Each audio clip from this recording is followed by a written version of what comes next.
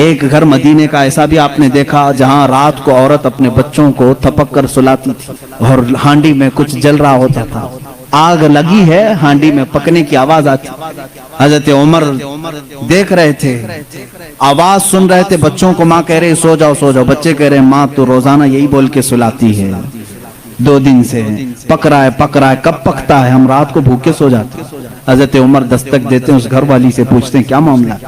کہا گھر میں کچھ بھی نہیں۔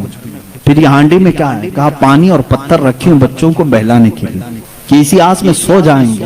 حضرت عمر رضی اللہ تعالیٰ عنہ فرماتے ہیں مجھے اس کی خبر نہیں ہوئی، بیت المال میں گئے، پورا تھیلا اٹھایا آٹم کا، اناج کا، اپنے کندھے پر لے کر نکلے۔ ان کے غلام نے کہا یہ ہمیں دے دیں، ہم لے کر چلتے ہیں۔ سختی سے کہا قیامت کے دن کیا تو میرے اعمال کا بوجھ اٹھا پائے گا؟ مجھے اٹھانے دے۔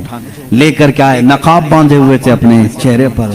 اس خاتون سے کہا میں روٹیاں پکاتا ہوں۔ گھر میں داخل ہو کر آٹا گوندھا، روٹیاں پکائی، بچوں کو جگایا، ان کا منہ دھویا، ہر روٹیاں انہیں پروسنے لگے۔ وہ خاتون کی آنکھوں میں آنسو آ گئے۔ کہا تجھ جیسا فرشتہ اللہ نے اتارا ہے، میرے گھر کئی دنوں کے بعد غذا آئی ہے۔ اس خاتون سے حضرت عمر نے پوچھا عمر کے بارے میں تمہارا کیا خیال ہے؟ عمر کے بارے میں تمہارا کیا خیال ہے؟ وہ کہتی ہے بہت نیک ہے، خلیفہ رسول ہے، لیکن کیا کروں مجھ جیسی غریب کی فریاد شاید اس تک نہیں پہنچی۔ اگر میرے بچے بھوکے مر گئے تو میں قیامت کے دن یہ شکایت ضرور کروں گی۔ حضرت عمر ہچکیاں لگ گئیں، زور سے ہچکیاں آ گئیں حضرت عمر کو۔ وہ خاتون کہنے لگی میرے بھائی تجھے کیوں اس بات کا خوف ہے؟ تجھے کیوں اس بات کا ڈر ہے؟ تو کیوں رو رہا ہے؟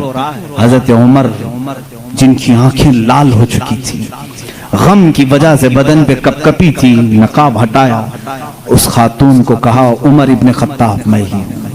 وہ خاتون مچل گئی اور کہا اے رب ذوالجلال تو گواہ ہو جا، میں عمر کی یہاں پر بھی گواہی دیتا ہوں اور قیامت کے دن بھی گواہی دوں گی کہ اگر کسی غریب کی خبر گیری کوئی کر سکتا ہے تو وہ عمر ابن خطاب ہے۔